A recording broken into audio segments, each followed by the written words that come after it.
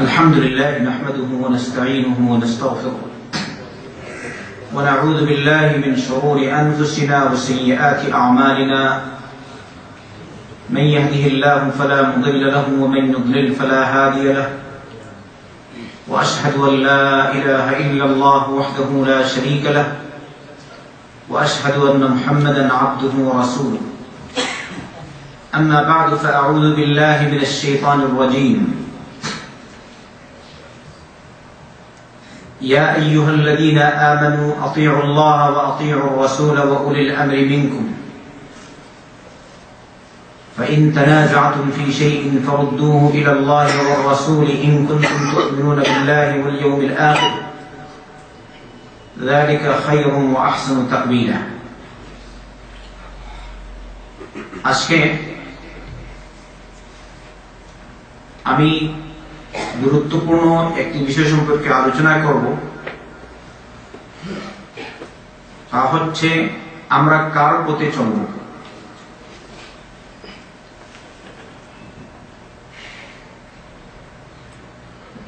যার পথে চলব তিনি কে? আল্লাহ। আর যিনি এই পথ নিয়ে এসেছেন তিনি কে? যার পথ কিয়ামত পর্যন্ত চলবে তার পথ কোনটি? এই পথ ছাড়া অন্য কোন পথে চলা যেভাবে লোকজন মনে করে ওয়াজিব, তা ঠিক না, সে বিষয়ে কিছুটা আলোকপাত। সূরা নিসার ৫৯ নম্বর আয়াত আপনাদের সামনে পেশ করা হয়েছে। আল্লাহ রাব্বুল আলামিন বলেন, হে ঈমানদারগণ, তোমরা আল্লাহর আনুগত্য করো, আনুগত্য করো রাসূল সাল্লাল্লাহু আলাইহি ওয়াসাল্লামের, আনুগত্য করো তোমাদের শাসকবর্গের অথবা বিদ্যাঙ্গের।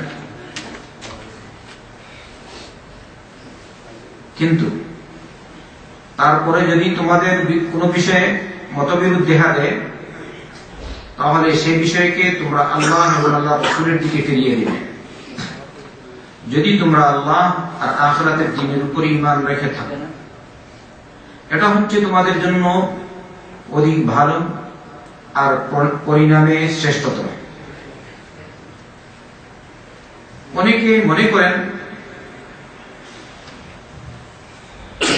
যেভাবে বিশ্বে পরিচিত রয়েছে মাযহাব মানে ওয়াজিব, আবার তারা বলেন মাযহাব হচ্ছে ৪টি, এই ৪ মাযহাবের মধ্যে এক মাযহাব মানা ফরজ বা ওয়াজিব। যদি কেউ না মানে তাহলে সে হচ্ছে ফাসিক।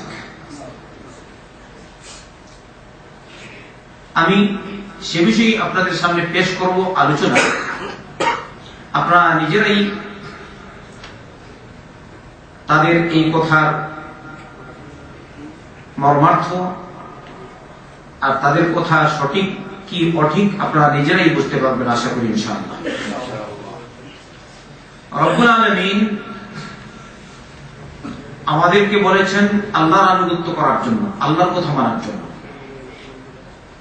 আর মানব রাসূলকে সাল্লাল্লাহু আলাইহি ওয়াসাল্লাম। আল্লাহর কথা মানব কিরকম? আল্লাহ তো আমাদের কাছে নেই, আছে কি? আল্লাহর কালাম। তাই আল্লাহর কথা মানা মানে আল্লাহর কালামকে মানা, রাসূলকে মানা সাল্লাল্লাহু আলাইহি ওয়াসাল্লাম। রাসূল যখন ছিলেন, সাহাবায়ে কেরাম রাদিয়াল্লাহু আনহুম আজমাইন, যারা নবী করিম সাল্লাল্লাহু আলাইহি ওয়াসাল্লামকে সচক্ষে দেখেছেন, নবীর সংস্পর্শে ছিলেন, তারা সরাসরি রাসূলের কাছ থেকে দ্বীন শিখেছেন। বর্তমানে আমরা তো রাসূলকে দেখছি না সাল্লাল্লাহু আলাইহি ওয়াসাল্লাম, কিন্তু আমাদের কাছে আছে নবীর সুন্নাহ, নবীর সহিহ আহাদিস। সত্য না মিথ্যা? এর মধ্যে কোনো ব্যতিক্রম নেই, মতবিরোধ নেই। তাহলে নির্দ্বিধায় আমরা যে জিনিস মানব তা হলো 1 নম্বর আল্লাহর কালাম, আর 2 নম্বর হচ্ছে নবীর সুন্নাহ সাল্লাল্লাহু আলাইহি ওয়াসাল্লাম। এজন্য আল্লাহ রাব্বুল আলামিন এখানে আতিউ আনুগত্য করার কথা, এই যে ক্রিয়া আল্লাহর সাথে এবং রাসূল করিম সাল্লাল্লাহু আলাইহি ওয়াসাল্লামের সাথে সরাসরি উল্লেখ করেছেন। এই ক্রিয়াটি আনুগত্য করবে আল্লাহর কালাম মেনে সরাসরি। আল্লাহর কালাম এসে গেলে আর কারো কথা চলে না। এমনি ভাবে মুহাম্মদ রাসূলুল্লাহ সাল্লাল্লাহু আলাইহি ওয়াসাল্লামের ফরমান, তার কথা চলে আসলে আর কারো কথা চলে না।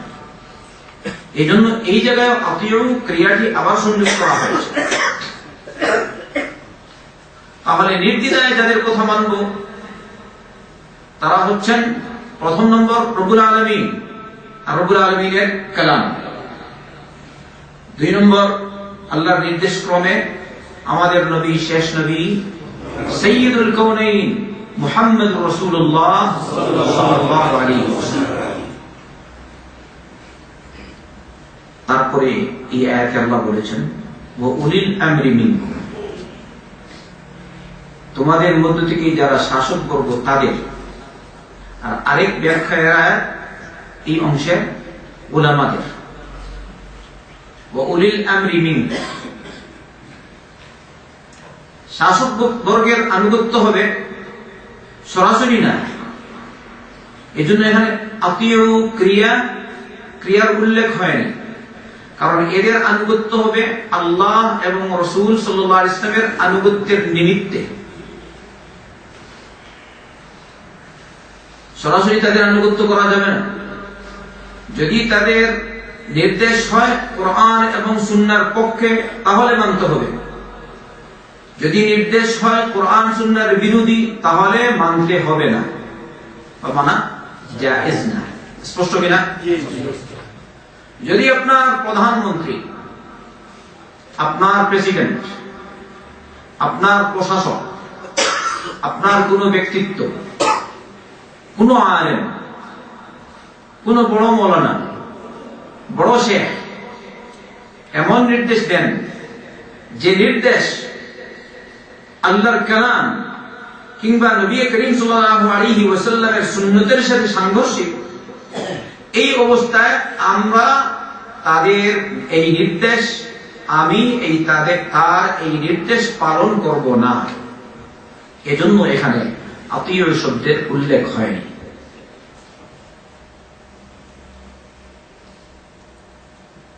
এমনি ভাবে মুসনাদ ইমাম আহমদ এসেছে সহিহ রিওয়ায়াত, আল্লাহ রাসূল সাল্লাল্লাহু আলাইহি ওয়াসাল্লাম বলেছেন লা তাআতা লিমাখলুকিন ফি মাসিয়াতিল খালিক, স্রষ্টার অবাধ্যে সৃষ্টির আনুগত্য চলে না।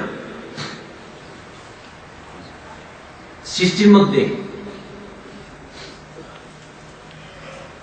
সবচেয়ে বেশি হক যাদের আল্লাহ আর আল্লাহ রাসূলের পরে তারা হচ্ছেন আমাদের মা বাবা। তারা কারা? মা বাবা। যে মা বাবার মাধ্যমে আমরা দুনিয়াতে এসেছি তাদের হক বেশি। তাদের কথা রব্বুল আলামিন বারবার বলেছেন, তাদের আনুগত্য করো, তাদের কথা মানো, তাদের সাথে সদ্ব্যবহার করো।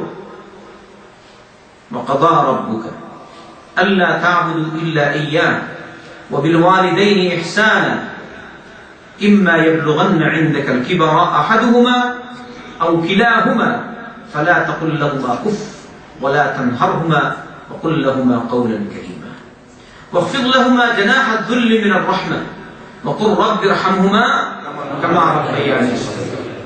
মাশাআল্লাহ, এই বংশ বাংলাদেশে প্রায় সব জায়গায় সবাই জানে, মুসলমান না। মাশাআল্লাহ, রব বলেছেন وقضى ربك ألا تعبدوا إلا إياه وبالوالدين إحسانا إما يبلغن عندك الكبر أحدهما أو كلاهما فلا تقل لهما أف ولا تنهرهما وقل لهما قولا كريما আল্লাহর কালাম। কার কালাম এটা? আল্লাহর কালাম। ভালো করে বুঝে যদি পড়া যায় তাহলে এর মধ্যে যে মজা আছে এই মজা পৃথিবীর আর কোনো কালামে নাই। আল্লাহর কালামে যে কালাম আছে, যে মজা আছে, যে স্বাদ আছে, কেউ যদি কালামুল্লাহ পড়ে আর বুঝে তাহলে এই স্বাদের বিবরণ সে পেশ করতে পারবে না। আল্লাহর কালাম, আল্লাহু আকবার।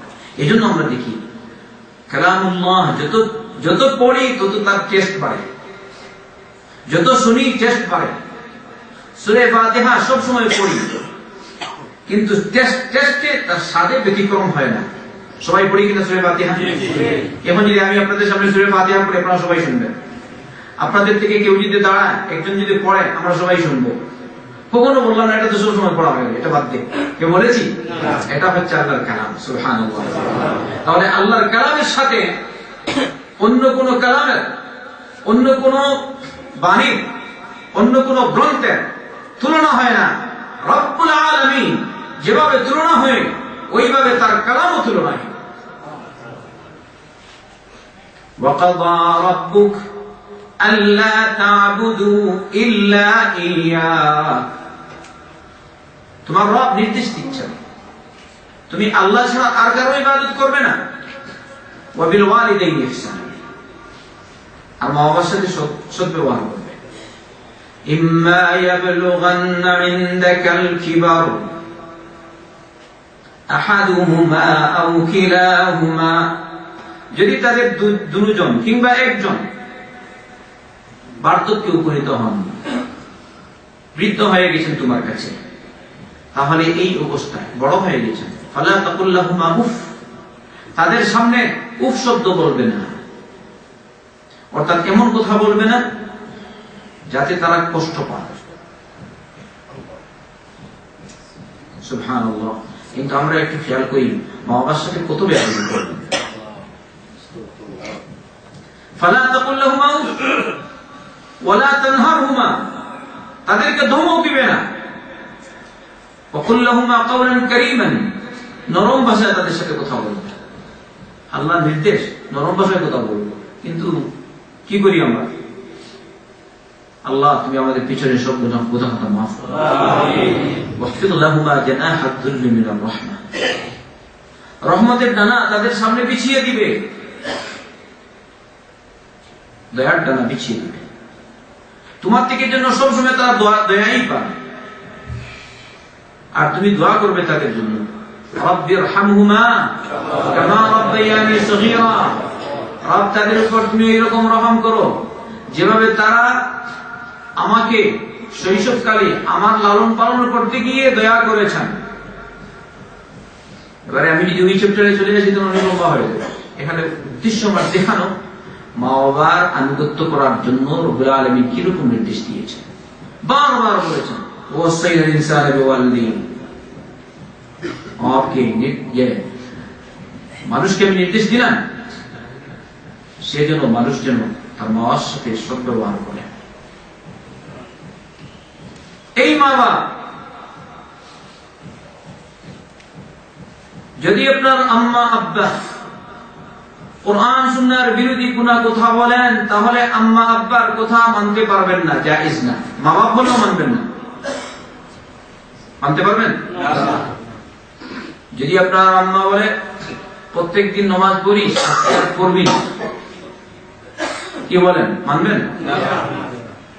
প্রতিদিন হালাল কামাই করিস, এতদিন করলি কিছুই করতে পারলি না, এখন একটু লাগিয়ে দে অন্যরা, কি করবে? একটু সুদি লেনদেন কর, তো রাতারাতি ধনী হয়ে যাবে। মানতে পারবেন? লা তাআতা লিমাখলুকিন ফি মাসিয়াতিল খালিক। স্রষ্টার অবাধ্যে সৃষ্টির আনুগত্য চলে না। তাহলে যদি মা বাবার কথা মানা না যায়, আল্লাহর নির্দেশ বিরোধী হলে, তাহলে কোন আলেমের কথা মানা যাবে? কোন বিদ্যানের কথা মানা যাবে? কোন শাসকের কথা মানা যাবে? প্রধানমন্ত্রীর কথা মানা যাবে? রাজার কথা মানা যাবে? বাদশার কথা মানা যাবে? কোন রকমের ডিসিএসপির কথা মানা যাবে না। রব্বুল আলামিনের আগে, রব্বুল আলামিনের নির্দেশের আগে, নবী করিম সাল্লাল্লাহু আলাইহি ওয়াসাল্লামের নির্দেশের আগে আর কারো কথা চলে না। আল্লাহর নির্দেশ পেয়েছি শিরোধার্য, নবীর নির্দেশ পেয়েছি শিরোধার্য, তৎক্ষণাৎ পালন করব, আর অমুক আর তমুকের কথা সব ছুড়ে ফেলব।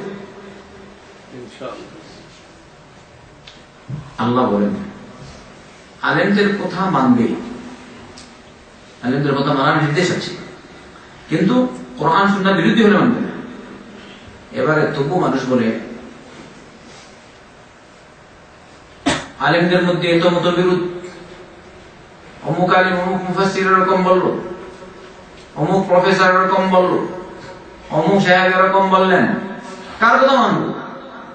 তাই না? আল্লাহ তার ডিসিশন, তার ফয়সালা নিজেই করেছেন সুন্দরভাবে। আল্লাহ বলেছেন فَإِن تَنَازَعْتُمْ فِي شَيْءٍ فَرُدُّوهُ إِلَى اللَّهِ وَالرَّسُولِ إِن كُنتُمْ تُؤْمِنُونَ بِاللَّهِ وَالْيَوْمِ الْآخِرِ। যদি কোনো বিষয়ে মতবিরোধ করো তাহলে সে বিষয়টিকে আল্লাহ আল্লাহ রাসূলের দিকে ফিরিয়ে দিবে। তার মানে তুমি এই বিষয়ের সিদ্ধান্ত কার কাছ থেকে নিবে? আল্লাহর কাছ থেকে আর নবীর সুন্নাহ থেকে। মতবিরোধ হবে, কিন্তু তার মীমাংসা থেকে নিতে হবে কোরআন আর সুন্নাহ থেকে। এটা হচ্ছে আল্লাহর ফরমান। আচ্ছা, আরেকটা ফরমান শুনুন। এখানে আমি 4টি আয়াত আজকে পেশ করবো আপনাদের কাছে। এই একটা আরেকটা শুনুন। সূরা নূরের 63 নম্বর আয়াত। রব্বুল আলামিন বলেন فَلْيَحْذَرِ الَّذِينَ يُخَالِفُونَ عَنْ أَمْرِهِ أَنْ تُصِيبَهُمْ فِتْنَةٌ أَوْ يُصِيبَهُمْ عَذَابٌ أَلِيمٌ। যারা নবী করিম সাল্লাল্লাহু আলাইহি ওয়াসাল্লামের নির্দেশের বিরোধিতা করে তাদেরকে ভয় করা উচিত যে হয়তো তাদেরকে ফিতনা পেয়ে যেতে পারে, কিংবা তাদেরকে বেদনাদায়ক শাস্তি পেয়ে যেতে পারে। অর্থাৎ নবীর নির্দেশ বিরোধী কিছু করলে যারা করবে, নবীর নির্দেশ পেল তবু বলে না অমুক ইমাম বলেছেন, বলে কিনা আমাদের দেশে অমুক আলিম বলেছেন, অথচ হাদিস স্পষ্ট, তবু বলে না মানা যায় না যেহেতু অমুক আলিম বলেছেন। আবার বলে তুমি বেশি বুঝো না, অমুক এত বড় অনলবরসী বক্তা, এত বড় মুফাসসির কোরআন, কোরআনে কারীমের ভাষ্যকার, হাদিস বিশারদ, তার কথা বেশ গ্রহণযোগ্য না তোমার কথা বেশ গ্রহণযোগ্য। আমরা বললাম আমাদের কথা বেশ গ্রহণযোগ্য না। কার কথা গ্রহণযোগ্য? আল্লাহর কথা গ্রহণযোগ্য। আর কার কথা গ্রহণযোগ্য? মুহাম্মদ রাসূলুল্লাহ সাল্লাল্লাহু আলাইহি ওয়াসাল্লাম। ফালইয়াহযারিল্লাযীনা ইউখালিফুনা আন আমরি। আল্লাহ নবী করিম সাল্লাল্লাহু আলাইহি ওয়াসাল্লামের নির্দেশ বিরোধিতা করলে তোমার ভয় করা উচিত আন তুসিবাহুম ফিতনা, তুমি ফিতনায় পড়ে যেতে পারো। আর ফিতনা বলতে শিরক, আর না হয় আল্লাহর নাফরমানি। আল ফিতনাতু আকবার মিনাল কতল, আল ফিতনাতু আশাদ্দু মিনাল কতল। লড়াই থেকে, হত্যাকাণ্ড থেকে আরো মারাত্মক হচ্ছে ফিতনা। ওই ফিতনা মানে কি? শিরক। তাই শিরক যদি তুমি নবী করিম সাল্লাল্লাহু আলাইহি ওয়াসাল্লামের নির্দেশ বিরোধিতা করো তাহলে তুমি ফিতনায় পড়ে যেতে পারো, অর্থাৎ শিরকে লিপ্ত হয়ে যেতে পারো। এই জন্যই দেখা যায় যারা সুন্নাত ছাড়ে তারা হয়তো শিরকে পড়ে আর না হয় বেদাতে পড়ে। এই জিনিসটা আপনারা যারা নতুন ভাই এসছেন অথবা পুরাতন, আমরা সবাই খেয়াল করি। আগে হয়তো অনেক শিরিক করেছি, জানতাম না, এখন জেনেছি, তওবা করব আর শিরিক করব না। আপনারা একমত আছেন? যদি আমি বর্তমানে জানি, আগে জানতাম না এটা শিরক, বর্তমানে জানলাম, আমি এখন শিরক পরিত্যাগ করব। জানলাম এটা বিদআত, আগে জানতাম না, এখন জানলাম বিদআত, পরিত্যাগ করব। কারণ যে পথে আছেন নবী সাল্লাল্লাহু আলাইহি ওয়াসাল্লাম সে পথেই আমাকে থাকতে হবে। আল্লাহ বলছেন আও ইউসিবাহুম আযাবুন আলীম, কিংবা বেদনাদায়ক শাস্তি পেয়ে যাবে, হয়তো দুনিয়াতে আর না আখিরাতে। যদি এখানে না পায় তাহলে আখিরাতে।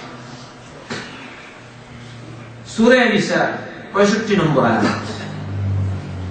فلا وربك لا يؤمنون حتى يحكموك فيما شجر بينهم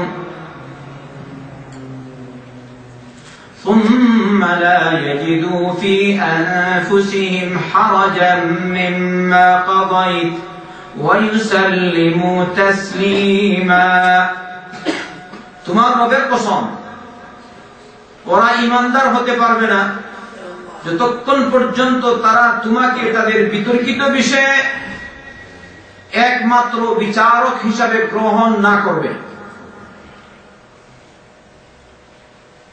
যতক্ষণ পর্যন্ত তারা তোমাকে একমাত্র বিচারক না মানবে ততক্ষণ পর্যন্ত তারা ঈমানদার হতে পারে না।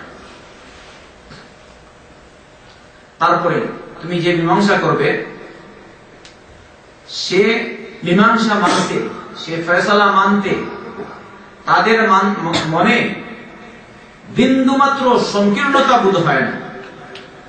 নবী যে ফয়সালা দিয়েছেন সে ফয়সালাই মানে, মনে এরকম সংকীর্ণতা বোধ, সংকুচতা বোধ কিছুই থাকে না। এরকম যদি হয় তাহলে হবে তারা মুসলমান, তাহলে হবে তারা মুমিন। ওয়া ইউসাল্লিমু তাসলিমা, আর সর্বান্তকরণে তারা মেনে নেবে তোমার ফয়সালা।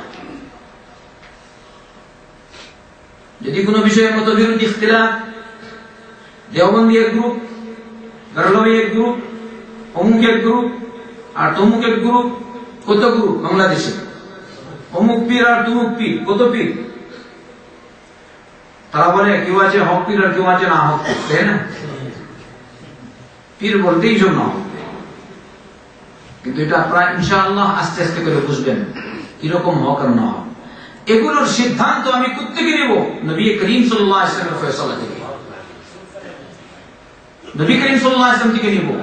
বলেন তুমি নবীর ফয়সালা থেকে ফয়সালা নাও, নবীর আহাদিস থেকে নাও, সহিহ আহাদিস থেকে, নবী করিম সাল্লাল্লাহু আলাইহি ওয়াসাল্লাম থেকে সিদ্ধান্ত গ্রহণ করো। আগে মতবিরোধ ছিল এই বিষয়ে, এবারে তোমার সামনে স্পষ্ট হয়ে গেছে সহিহ হাদিস, এটা তুমি নির্দ্বিধায় মানো। যদি এরকম হয় তাহলে হচ্ছে তুমি মুসলমান, মুমিন। আর যদি এরকম না হও তাহলে লা ইউমিনু, ঈমানদার হলে না।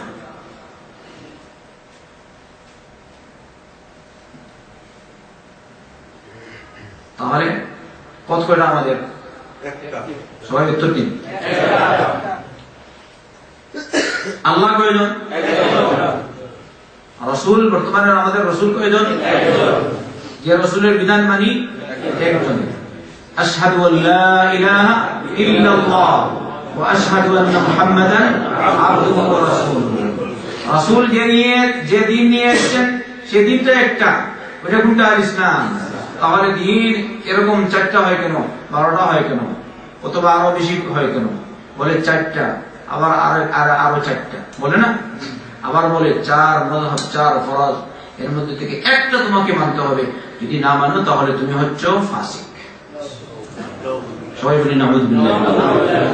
আমি যদি আপনারা আলোচনা শুনবেন, ইমামদের কথা শুনবেন, ইনশাআল্লাহ তাআলা স্পষ্ট হবে।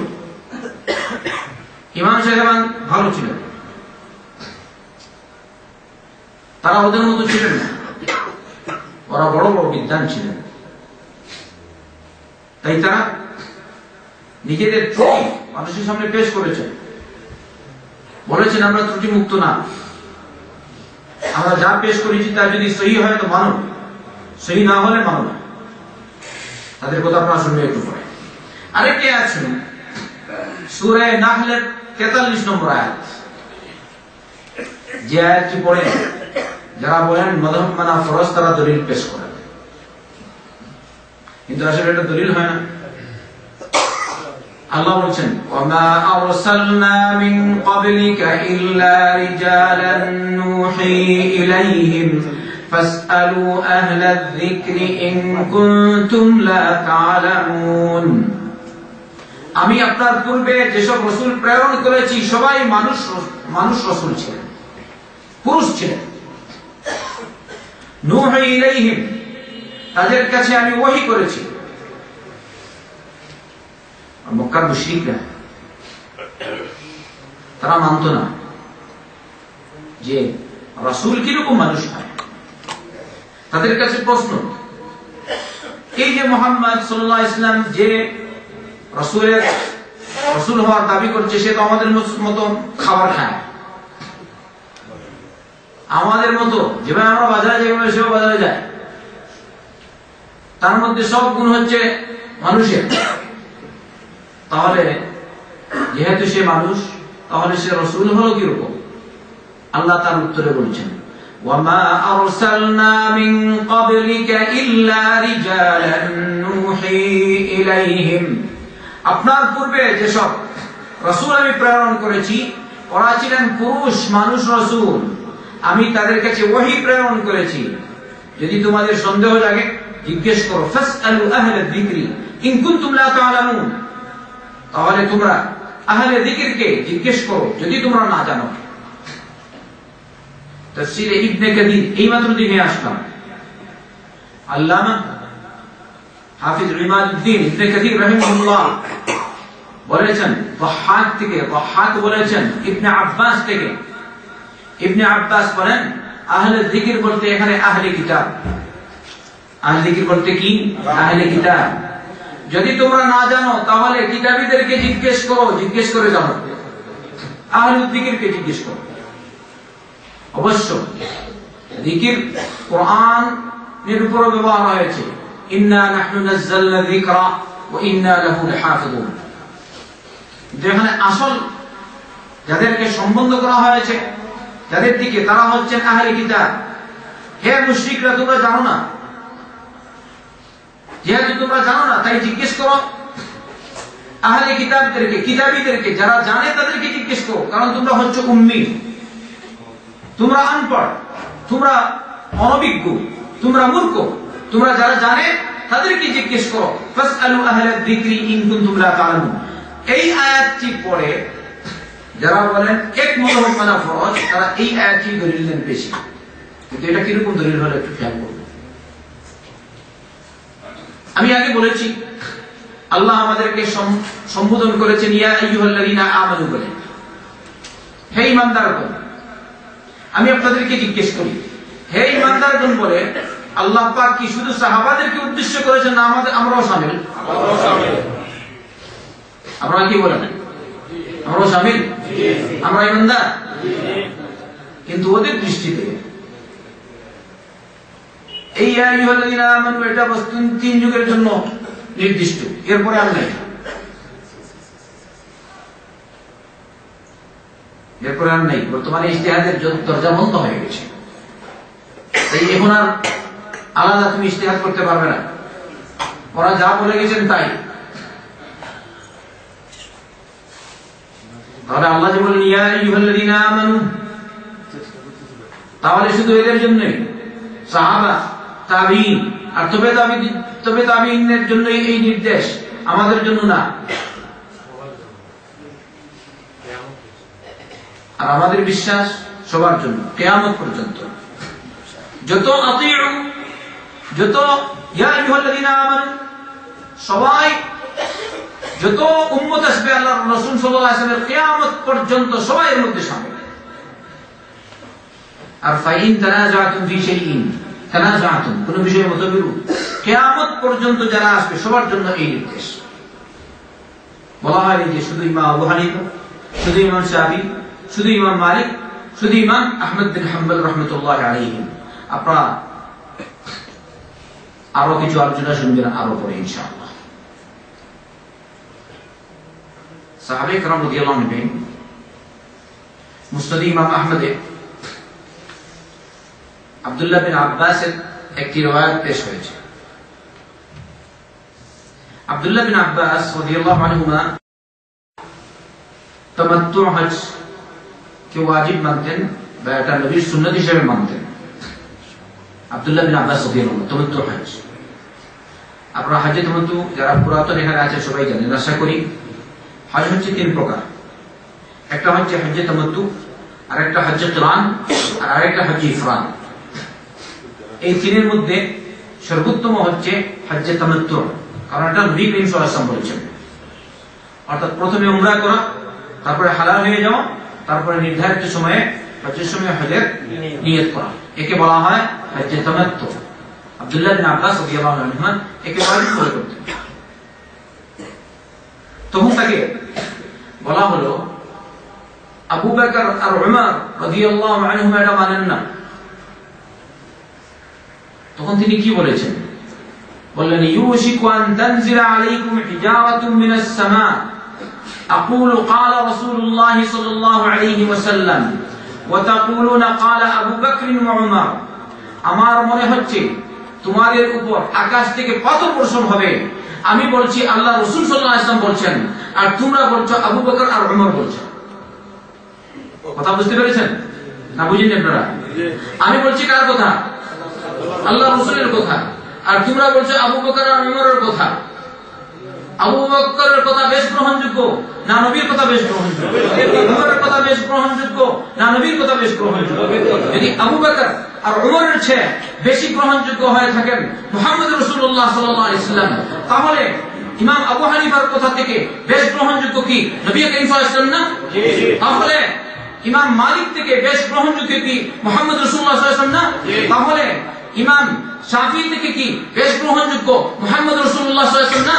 তাহলে ইমাম আহমদ বিন হাম্বল থেকে কি মুহাম্মদ রাসূলুল্লাহ সাল্লাল্লাহু আলাইহি ওয়াসাল্লাম বেশ গ্রহণযোগ্য না?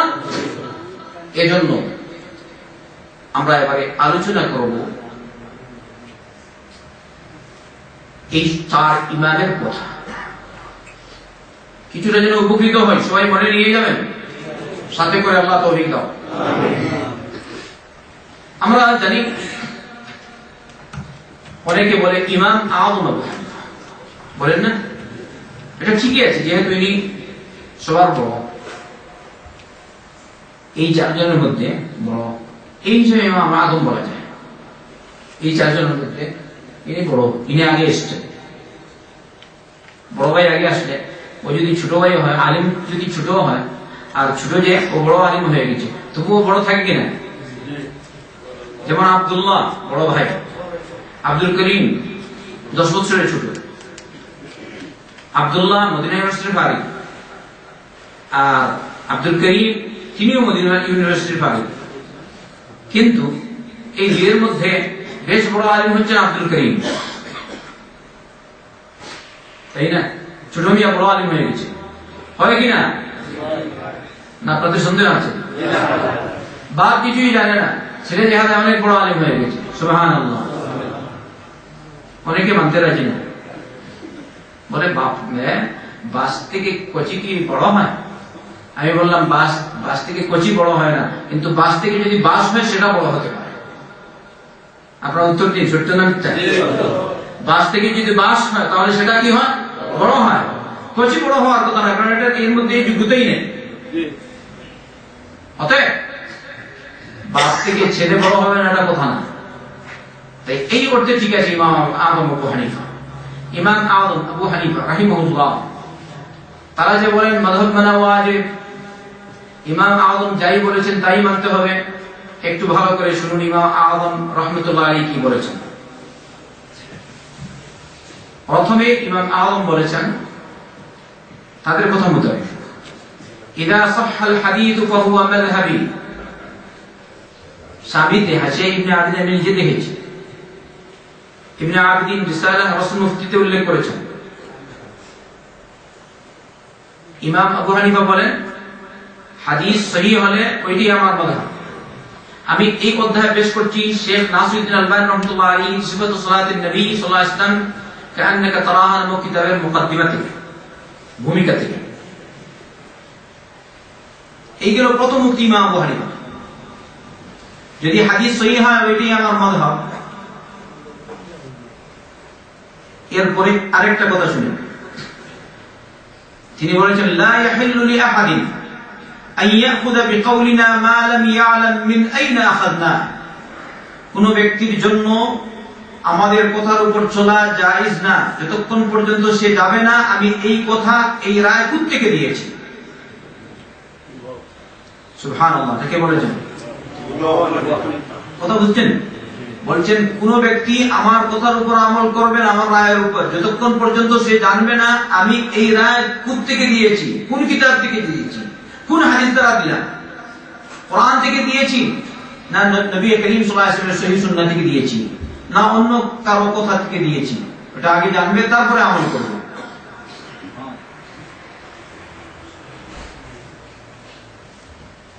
এটা এই উক্তিটি ইবনে আব্দুল বার আল-ইনতিকা ফি ফাদাইল সালাসাত আইম্মাতুল ফুকাহা নামক কিতাব উল্লেখ করেছেন।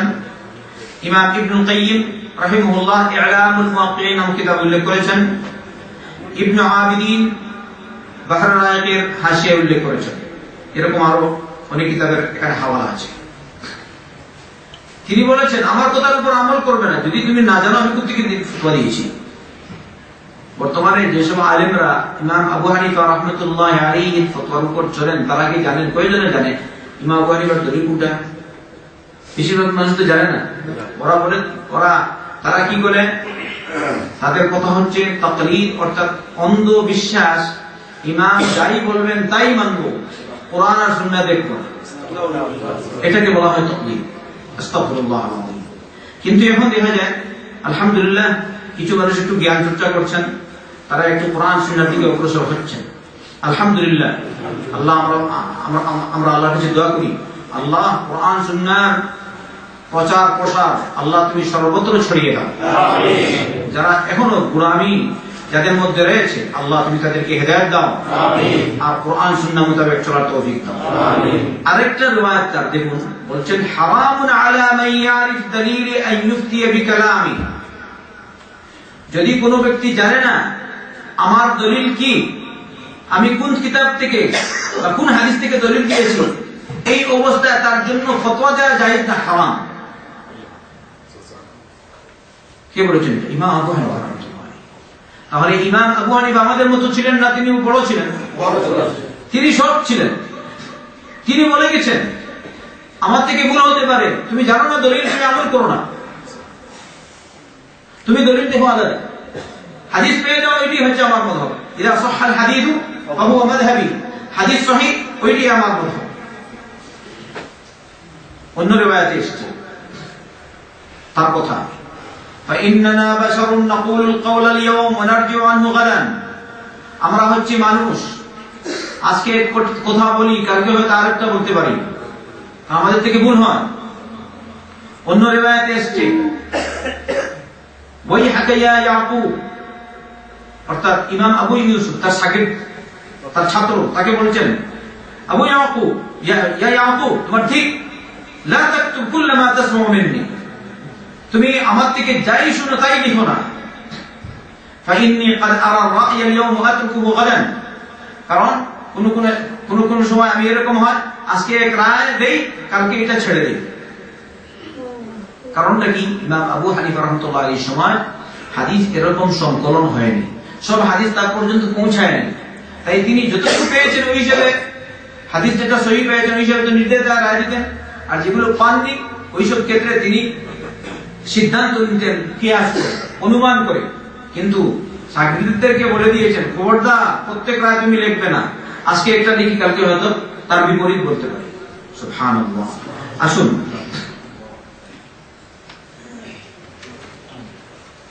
এমনি ভাবে আরেকটি কথা ইমাম আবু হানিফা রাহমাতুল্লাহ আলাইহি, ইযা কুলতু কাওলান ইউখালিফু কিতাবাল্লাহি তাআলা ওয়া খাবর রাসূল সাল্লাল্লাহু আলাইহি ওয়াসাল্লাম ফাতরুকু কওলি, যদি আমি এমন কোন কথা বলি যে কথা আল্লাহর কিতাবের বিরোধী হয় কিংবা নবী করিম সাল্লাল্লাহু আলাইহি ওয়াসাল্লামের সুন্নাত বিরোধী হয়, তাহলে তোমরা আমার কথা ছুড়ে ফেলবে, আমার কথার উপর আমার কথার উপর আমল করবে না, আমল করবে আল্লাহর কালামের উপর আর আমল করবে নবী করিম সাল্লাল্লাহু আলাইহি ওয়াসাল্লামের সুন্নাতের উপর। তাহলে আমরা বলি ইমাম আবু হানিফা সঠিক বলেছেন না ঠিক? ভালো করে বুঝলেন তো? কারণ ইমাম আবু হানিফা রাসূল না, রাসূলকে মুহাম্মাদুর রাসূলুল্লাহ সাল্লাল্লাহু আলাইহি ওয়াসাল্লাম, মুহাম্মদ সাল্লাল্লাহু আলাইহি ওয়াসাল্লামের কাছে ওহী আসতো, যদি নবী করিম সাল্লাল্লাহু আলাইহি ওয়াসাল্লাম বলে যেতেন ওহীর মাধ্যমে তাকে জানিয়ে দেওয়া হতো। আর ইমাম আবু হানিফা এরকম রাসূল না সাল্লাল্লাহু আলাইহি ওয়াসাল্লাম, আল্লাহ রাসূল সাল্লাল্লাহু আলাইহি ওয়াসাল্লাম তো না। তিনি ইমাম আবু হানিফা আমাদের একজন নেতা, তিনি মানুষকে হকের পথে দাওয়াত দিয়ে গেছেন, তিনি সওয়াব পাবেন। তিনি এমন মুজতাহিদ ইমাম, তিনি যদি সঠিক বলেন তাহলে 2 সওয়াব পাবেন, আর যদি তার থেকে ভুল হয়ে যায় তবুও রব্বুল আলামিন তাকে 1 সওয়াব দান করবেন। এই আবু হানিফা রাহমাতুল্লাহ আলাইহি স্বেচ্ছায় কখনো ভুল করেননি। যে কোনো আলেম থেকে ভুল হতে পারে। আপনারা কিছু নজির ইনশাআল্লাহ পরবর্তীতে দেখতে পাবেন। ইমাম আবু বকর সিদ্দিক রাদিয়াল্লাহু আনহু তিনি নিজে বলেছেন সব হাদিস জানি না। উমর ইবনে খাত্তাব বলেছেন সব জানি না। উসমান বিন আফফান, আলী বিন আবি তালিব, সাহাবায়ে কেরাম রাদিয়াল্লাহু আনহুম সব হাদিস জানতেন না। তাহলে ওরা যদি সব হাদিস না জানেন তাহলে ইমাম আবু হানিফা কি সব হাদিস জানবেন? এজন্য তিনি বলে গেছেন ইযা সাহহাল হাদিসু ফাহুয়া মাযহাবি, হাদিস যদি সহিহ হয় ওইটাই হচ্ছে আমার মাযহাব। এরপরে আসি আরেক ইমাম মালিক বিন আনাস রাহিমাহুল্লাহ। ইমাম মালিকি মাযহাব আছে না? এই মালিকি মাযহাবের নেতা যিনি আসল তিনি হচ্ছেন ইমাম মালিক রাহমাতুল্লাহ আলাইহি। ইমাম মালিক রাহমাতুল্লাহ আলাইহি বলেছেন ইন্নামা আনা বাশারুন উখতিউ ওয়া উসীব, আমি হচ্ছি মানুষ, আমি সঠিকও বলি অঠিকও বলি। ফানজুরু ফি রা'য়ি, অতএব তোমরা আমার সিদ্ধান্ত সম্পর্কে দেখবে, গবেষণা করবে, দেখবে। ফাকুল্লু মা ওয়াফাকাল কিতাব ওয়াস সুন্নাহ ফাখুযু, আমার যে রায় কোরআন আর সুন্নাহর পক্ষে হয় তোমরা তা গ্রহণ করবে। ওয়া কুল্লু মা লাম ইউওয়াফিকিল কিতাব ওয়াস সুন্নাহ ফাতরুকু, আর যদি তোমরা এরকম পাও আমার রায় কোরআন এবং সুন্নাহর বিরোধী তখন আমার রায় তোমরা পরিত্যাগ করবে। এই কথা হচ্ছে ইমাম মালিক রাহমাতুল্লাহ আলাইহি। আরেকটা উক্তি, লাইসা আহাদুন বা'দান নবী সাল্লাল্লাহু আলাইহি ওয়াসাল্লাম ইল্লা ওয়া ইউখাযু মিন কওলিহি ওয়া ইউতরাক ইল্লা নবী সাল্লাল্লাহু আলাইহি ওয়াসাল্লাম। আল্লাহ রাসূল সাল্লাল্লাহু আলাইহি ওয়াসাল্লামের পরে আর কোন ব্যক্তি নাই, কোন সত্তা এমন নেই যার কথা সব সময় গ্রহণ করা হবে কিংবা মানা হবে কিংবা ছাড়া হবে। একমাত্র আছেন এক ব্যক্তি, তিনি হচ্ছেন মুহাম্মদ রাসূলুল্লাহ সাল্লাল্লাহু আলাইহি ওয়াসাল্লাম। অর্থাৎ নবী করিম সাল্লাল্লাহু আলাইহি ওয়াসাল্লামের কথা আপনি মানবেন, আর যে কথা বলেছেন করবেন না ওইটা করবেন না। এই কথা একমাত্র কার জন্য? মুহাম্মদ রাসূলুল্লাহ সাল্লাল্লাহু আলাইহি ওয়াসাল্লামের জন্য। আর নবী করিম সাল্লাল্লাহু আলাইহি ওয়াসাল্লাম চলে যাওয়ার পর কোন ব্যক্তি এমন নাই যার সব কথা মানতে হয়, আর যার সব নিষেধাজ্ঞা হচ্ছে আমরা দূরে থাকবো, এরকম কেউ নাই। একমাত্র কে? মুহাম্মদ রাসূলুল্লাহ সাল্লাল্লাহু আলাইহি ওয়াসাল্লাম। এখানে তিনি শেখ আলবানী রাহমাতুল্লাহ আলাইহি এখানে যেসব কিতাব থেকে তিনি এইসব কথা উল্লেখ করেছেন তা আছে, আমি এগুলো পড়ছি না, অনেক লম্বা। আরেকটা নজির দেখুন, قال ابن وهب سمعت مالكا سئل عن تخليل اصابع الرجلين في الوضوء فقال ليس ذلك على الناس। ইবনে ওয়াহাব বলছেন আমি মালিককে শুনলাম তাকে প্রশ্ন করা হলো ওযুর সময় পায়ের আঙ্গুলকে খিলাল করতে হয়। ইমাম মালিককে প্রশ্ন করা হয়েছে ওযুর সময়, আমরা ওযু করি না, ওযু করার সময় পায়ের আঙ্গুল খিলাল করা সুন্নাহ। তো ইমাম মালিককে জিজ্ঞেস করা হলো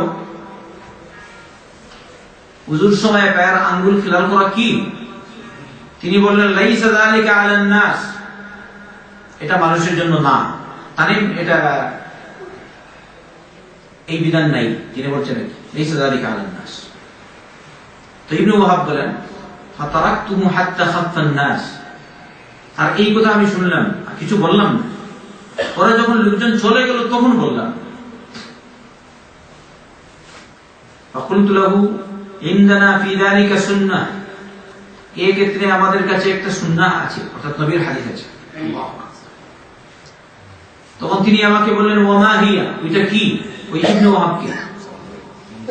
ইমাম মালিক বড় আলেম, ইবনে ওয়াহাব হয়তো তার শাগির্দ, কথা বলছেন, যে কারণ ওখানে যেহেতু ছিলেন। মালিক বলছে আমি জানি না, আর তিনি বলে দিয়েছেন না এটা সুন্নাত না। ইমাম মালিক বলেছেন লাইসা যালিকা আলান নাস, মানুষের করতে হয় না। ইবনে ওয়াহাব বলেন যখন চলে গেলেন তখন আমি জিজ্ঞেস করলাম, আমি বললাম এটা হচ্ছে একটা আদব, উস্তাদ বক্তব্য রাখছেন, এখানে একটা ভুল হয়ে গেছে, আপনি মানুষের সামনে সরাসরি এরকম বলবেন না, আরামসে ইফাতের সাথে বলতে হবে, প্রধানদের সাথে। এটাই আদব। অনেক আছে বেয়াদব, কিছুই বুঝে না, আল্লাহ এদেরকে হেদায়েত দান করুন। আপনারা যদি জানতে পারেন এসব বেয়াদব তাহলে এদের থেকে দূরে থাকবেন, কারণ বেয়াদবের সাথে চলতে চলতে আপনিও বেয়াদব হবেন। যখন লোকজন চলে গেল, আমি বললাম আমাদের কাছে এই ব্যাপারে একটা সুন্নত আছে। তিনি বললেন কি? তখন আমি বললাম উল্টো, কারণ হাদিস সনদ সূত্রে জানা যায়। বললাম হাদাথানা আল-লাইস ইবনে সা'দ ওয়া ইবনে লুহাইয়া ওয়া আমর ইবনে আল-হারিস عن يزيد بن عمرو المعافري عن أبي عبد الرحمن الحبري عن المستورد بن الشداد القرشي قال رأيت رسول الله صلى الله عليه وسلم يترك بخنصره ما بين أصابع رجليه। আমি বললাম তার সনদরা বলেছেন, ওই মুস্তাওরিদ বিন শাদ্দাদ আল কুরাশি বলেছেন, আমি আল্লাহ রাসূল সাল্লাল্লাহু আলাইহি ওয়াসাল্লামকে দেখেছি তিনি তার কনিষ্ঠাঙ্গুল দিয়ে দুই পায়ের আঙ্গুলের মধ্যে খেলাল করছেন। খেলছে কোনটা? এটা খেলছে। এই আঙ্গুলের বাংলা কি? কনিষ্ঠাঙ্গুল দিয়ে এরকম করছেন, বুঝছেন তো? ঘষাচ্ছেন মানে খেলাল করছেন। তখন তিনি বললেন ইন্না হাযাল হাদিস হাসান, এই হাদিসটি হাসান পর্যায়ে। সুবহানাল্লাহ, সাকিরদের কথা সাথে সাথে মেনে নিয়েছেন। ওমা সামি'তু বিহি কাত্তু ইল্লা আস-সা'a, তিনি বলেন এর পূর্বে আমি আর কখনো শুনিনি, এই হাদিসটি মাত্র শুনলাম। ইমাম মালিক বলেছেন রাহমাতুল্লাহ আলাইহি। আপনারা কি বলেন, ইমাম মালিক সব হাদিস জানতেন? না, কিন্তু আমাদের যেই মুল্লারা কি বলে জানেন, সব আমি জানি। খবরদার এরকম হবেন না। আপনি যত বড় আলিম হবেন তত বলবেন আমি জানি না, তাই আপনি টেকই বললেন না। আর যে বলে সব জানি, হাগা টেকই বললেন। আল্লাহ আমাদেরকে হেদায়েত দান করুন। আমিন। যিনি সব জানেন তিনি হচ্ছেন রব্বুল আলামিন। ইন্নাহু বিকুল্লি শাইইন আলিম, তিনি সব জানেন। রব ছাড়া আর কেউ সব জানে না। এক হাদিস জানো, আর এমন ধাপ্পা বলা যায় পৃথিবীর মধ্যে একমাত্র বড় আলিম ছিল।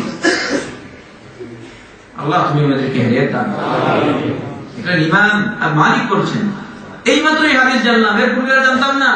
এই হাদিসটি হাসান পর্যায়ে। বলছেন ثم سمعته بعد ذلك يسأل فيأمر بتخليل الأصابع, তারপরে আমি দেখেছি তাকে যখনই প্রশ্ন করা হতো তখন তিনি আঙ্গুল খেলাল করার নির্দেশ দিতেন। অতএব এই হাদিস দ্বারা আমরা জানলাম আঙ্গুল খেলাল করা, আঙ্গুল দিয়ে মানে পায়ের আঙ্গুল খেলাল করা কি সুন্নাহ। আর এটা জানলাম ইমাম মালিক রাহমাতুল্লাহ আলাইহি প্রথমে এই হাদিস জানতেন না, পরে জেনেছেন ইবনে ওয়াহাবের কথা থেকে। আল্লাহ তাকে জাযায়ে খায়র দান করুন। আমিন। ইমাম শেখ নাসিরুদ্দিন আলবানী বলেছেন মুকদ্দিমাতুল জারহ ওয়াত তা'দীল ইবনে আবি হাতিম, ইবনে আবি হাতিমের আল জারহ ওয়াত তা'দীল নামক কিতাবের মুকদ্দিমা, পৃষ্ঠা 31-32। এইগুলো ইমাম মালিক রাহমাতুল্লাহ আলাইহির কথা। আসুন ইমাম শাফি, ইমাম মুহাম্মদ বিন ইদ্রিস আশ-শাফি রাহমাতুল্লাহ আলাইহি, তার থেকে এসব ক্ষেত্রে বলছেন অনেক কথা আছে। আর তার যারা অনুসারীরা তারা তার কথা বেশি পালন করেন। এর মধ্যে থেকে একটা, মা মিন আহাদিন ইল্লা ওয়া তাযহাবু আলাইহি সুন্নাতুন লিরাসূলিল্লাহ সাল্লাল্লাহু আলাইহি ওয়া সাল্লাম ওয়া তা'যুবু আনহু ফামাহমা কুলতু মিন কাওলিন আও আসসালতু মিন আসলিন ফীহি আন রাসূলিল্লাহ সাল্লাল্লাহু আলাইহি ওয়া সাল্লাম খিলাফু মা কুলত فالقول ما قال رسول الله صلى الله عليه وسلم وهو قولي। তিনি বলেন কোন ব্যক্তি এমন নাই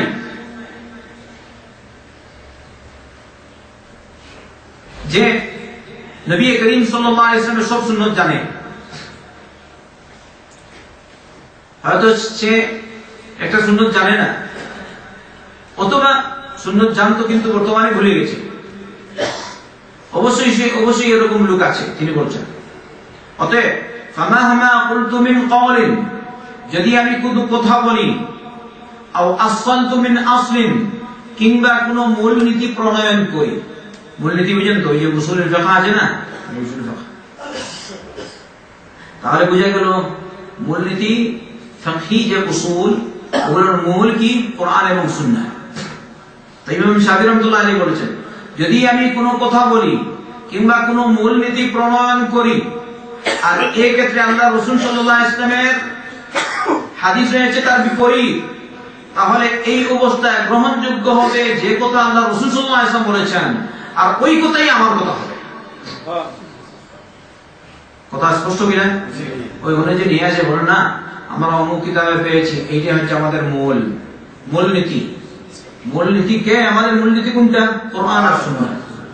তুমি মূলনীতি বানাও, তোমার মাযহাবে যদি কোনো মূলনীতি থাকে, এই মূলনীতি কোরআন এবং সুন্নাহর বিরোধী, ইমাম শাফিঈ রাহমাতুল্লাহ আলাইহি বলেছেন আমার মাযহাবে যদি কোনো মূলনীতি এমন হয় যে মূলনীতিটি কিংবা আমার কোনো রায় যদি এমন হয় যে রায়টি কোরআন এবং সুন্নাহর বিরোধী, তাহলে তোমরা আমার কথা মানবে না, আমার কথা ছুড়ে ফেলবে, মানবে আল্লাহর কালামের কথা, আল্লাহর কথা আর নবী করিম সাল্লাল্লাহু আলাইহি ওয়াসাল্লামের সুন্নাহ, নবীর কথা। আবার বলছেন, আরো শুনো, যে কথা আল্লাহ বলেছেন, যে কথা নবী বলেছেন সাল্লাল্লাহু আলাইহি ওয়াসাল্লাম, ওই কথাই আমার কথা, ওই কথাই আমার কথা। তাহলে যারা এখন শাফিঈ মাযহাব মানে অথবা হানফি মাযহাব মানে অথবা মালিকি মাযহাব মানে, কিন্তু হাদিস পেলেও তারা নবী করিম সাল্লাল্লাহু আলাইহি ওয়াসাল্লামের সহিহ সুন্নাহর বিরোধী আমল করে, ওরা কিন্তু প্রকৃতপক্ষে হানফি না, প্রকৃতপক্ষে শাফিঈ না, প্রকৃতপক্ষে মালিকি না। আপনারা একমত? কথা বুঝেছেন? যদি আপনি সহিহ হাদিস মানেন তাহলে আবু হানিফার কথা হচ্ছে এটি আমার মাযহাব, তাহলে কার কথা মানলেন? আল্লাহর কথা, আল্লাহর রাসূলের কথা সাল্লাল্লাহু আলাইহি ওয়াসাল্লাম। ইমাম আবু হানিফার কথা মানলেন সহিহ হাদিস, তাহলে এইটাই হচ্ছে ইমাম মালিকের কথা, এর উপর আমল করছেন, আপনি হচ্ছেন মালিকি। আপনি মানলেন শাফিঈর কথা, আপনি হচ্ছেন শাফিঈ। আলহামদুলিল্লাহ।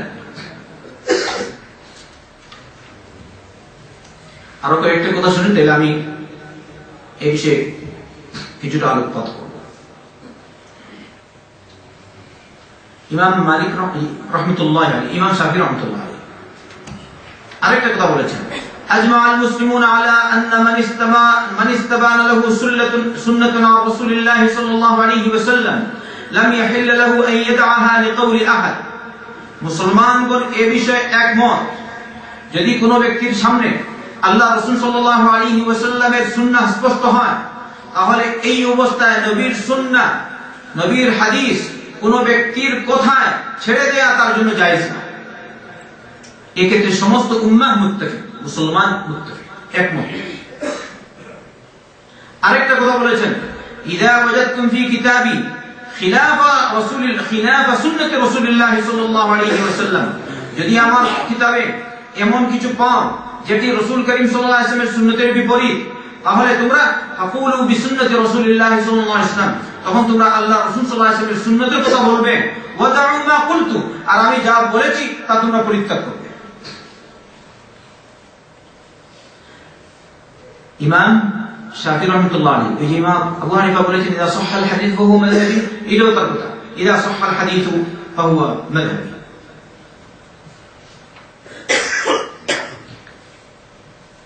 এই সমার্থবোধক আরো কয়েকটি কথা আছে এখানে। এরপরে আসি ইমাম আহমদ বিন হাম্বল রাহমাতুল্লাহ আলাইহি। ইমাম আহমদ বিন হাম্বল রাহমাতুল্লাহ আলাইহি সবচেয়ে বেশি হাদিসের হাফেজ। কথা হচ্ছে এই চার ইমামের মধ্যে সবচেয়ে বড় হাফিজুল হাদিসকে ইমাম আহমদ বিন হাম্বল রাহমাতুল্লাহ আলাইহি। আল্লাহু আকবার। তিনি বলেছেন, لا تقلدني ولا تقلد مالكا ولا الشافعي ولا الأوزاعي ولا الثوري وخذ من حيث أخذوا।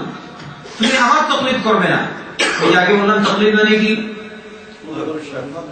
অন্ধ অনুসরণ, অন্ধ অনুসরণ, কারো কথা নয়, হালাত। আবু হানিফা বলেছেন হালাত, আমার উস্তাদ অমুক বলেছে যা, কারো কথা শুনবে না, হাদা তাকলিদ। কিন্তু রব্বুল আলামিন তৌফিক দিলেন তো তাকলিদের ব্যাখ্যা আরো বেশি করে শুনতে পারবেন আপনারা। অন্য দর্শক, লা তুকাল্লিদনি, তোমরা আমার তাকলিদ করো না, অন্ধ অনুসরণ করবে না। ওয়ালা তুকাল্লিদ মালিকান, মালিকের তাকলিদ করবে না। ওয়ালা শাফি, শাফির তাকলিদ করবে না। আউজাঈর তাকলিদ করবে না। থাওরীর তাকলিদ করবে না। বরং খুদ মিন হাইতু আখাযু, তারা যেখান থেকে হাদিস গ্রহণ করেছে, দলিল গ্রহণ করেছে, ওখান থেকে তুমি গ্রহণ করো। এটা হলো ইমাম আহমদ বিন হাম্বল রাহমাতুল্লাহ আলাইহির কথা। অন্য ফর্মে এসেছে, অন্য রিওয়ায়াতে, লা তুকাল্লিদ দীনাকা আহাদান মিন হাউলা ما جاء عن النبي صلى الله عليه وسلم وأصحابه فخذ به ثم التابعين بعد الرجل فيه مخير বলেছেন তুমি দ্বীনের ক্ষেত্রে এই সব উলামাদের মধ্যে থেকে কারো তাকলিদ করবে না আল্লাহ রাসূল সাল্লাল্লাহু আলাইহি ওয়াসাল্লাম আর তার সাহাবাগণ থেকে যা এসেছে তার উপর তুমি আমল করবে তাবিঈনদের দৌড় চলে আসছে জমানা চলে আসছে এই বিষয়ে মানুষ তার ইচ্ছাধীন এদের কথা মানতেও পারে না মানতে সুবহানাল্লাহ বলছেন সাহাবাদের কথা মানতে হবে এটা আমরা বলছি তবুও যদি সাহাবাদের মধ্যে মতবিরোধ হয় তাহলে ফাইন তানাযাতুম ফি শাইইন ফারুদ্দুহু ইলা আল্লাহ ওয়া রাসূল ইন কুনতুম তু'মিনুনা বিল্লাহি ওয়াল ইয়াউমিল আখির এই দলিলটি চলে আসে আরেকটি কথা ইমাম আহমদ বিন হাম্বল রাহমাতুল্লাহ আলাইহি মান রাদ্দা হাদিস রাসূলুল্লাহ সাল্লাল্লাহু আলাইহি ওয়াসাল্লাম ফাহুয়া আলা শাফা হালাকা যদি কোন ব্যক্তি আল্লাহ রাসূল সাল্লাল্লাহু আলাইহি ওয়াসাল্লামের হাদিস ফিরিয়ে দেয় তাহলে সে ধ্বংসের কিনারায় পড়ে গেছে ধ্বংসের কিনারা বুঝলেন হালাকা মানে ধ্বংস শাফা মানে কিনারা ইবনে আল জাওজি উল্লেখ করেছেন এটা এই হচ্ছে আইম্মায়ে কেরামদের কথা এর দ্বারা কি বোঝা গেল নির্ধারিত মাযহাব মানা ওয়াজিব হচ্ছে আপনারা নিজেরা বলুন না মাযহাব হবে একটা যে মাযহাব নিয়ে এসেছেন কে মুহাম্মদ রাসূলুল্লাহ সাল্লাল্লাহু আলাইহি ওয়াসাল্লাম তাই আমার ভাইরা আমি আপনাদেরকে বলবো যারা আমার এই আলোচনা শুনবেন সবাইকে বলছি কোরআন এবং সুন্নাহর পথে আমরা সবাই আসি ইনশাআল্লাহ অন্য কারো কথায় যেন না চলি যে পথে ছিলেন মুহাম্মদ রাসূলুল্লাহ সাল্লাল্লাহু আলাইহি ওয়াসাল্লাম সে পথে যেন আমরা চলি আর আমাদের নবী সাল্লাল্লাহু আলাইহি ওয়াসাল্লাম কিয়ামত পর্যন্ত নবী আলামী নবী কুল ইয়া আইয়ুহান নাস ইন্নী রাসূলুল্লাহি ইলাইকুম জামিআ الذي له ملك السماوات والارض لا اله الا هو يحيي ويميت فآمنوا بالله ورسوله النبي الأمي الذي يؤمن بالله وكلماته واتبعوه لعلكم تهتدون আপনি বলুন হে লোক সকল আমি তোমাদের সকলের কাছে আল্লাহর রাসূল হয়ে এসেছি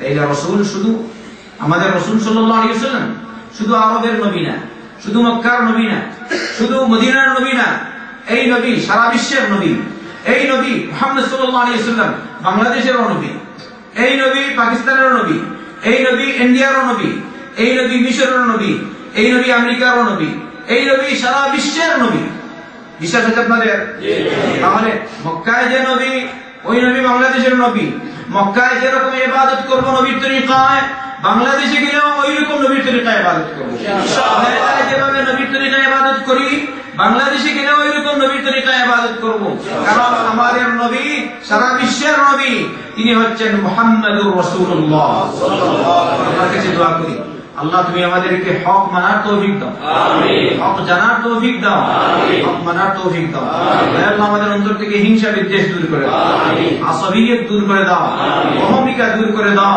আমিন আল্লাহ আমাদের অন্তরকে পাক করো পরিষ্কার করো আল্লাহ আমাদেরকে maaf করো আমাদের মা বাবাকে maaf করো সারা দুনিয়ার মুসলমানদেরকে maaf করো কোরআন সুন্নাহর অনুসারীদেরকে আল্লাহ তুমি সাহায্য করো সর্বত্র কোরআন এবং সুন্নাহর প্রসার ঘটাবার জন্য আমাদেরকে তৌফিক দান আল্লাহ দুনিয়া আখিরাতের কল্যাণ দান আল্লাহ তুমি আমাদেরকে দুনিয়া আখিরাতের কল্যাণ দান জাহান্নাম থেকে নাজাত দাও কবর আযাব থেকে নাজাত দাও আল্লাহ তুমি শহর বেশ করে হালাল কামাই করার তৌফিক দাও আমাদের কামাইয়ের মধ্যে বরকত দাও আমাদের জানমালের বরকত দাও আল্লাহ আমাদেরকে নেক বানাও আমাদের সন্তানদেরকে নেক বানাও রব্বানা হাব লানা মিন আজওয়াজিনা ওয়া যুররিয়াতিনা কুররাতা আ'য়ুন واجعلنا للمتقين إماما ربنا تقبل منا إنك أنت السميع العليم وتب علينا إنك أنت التواب الرحيم اللهم أعز الإسلام والمسلمين وأذل الشرك والمشركين ودمر أعداء الدين اللهم انصر الإسلام والمسلمين اللهم انصر المسلمين المظلومين في كل مكان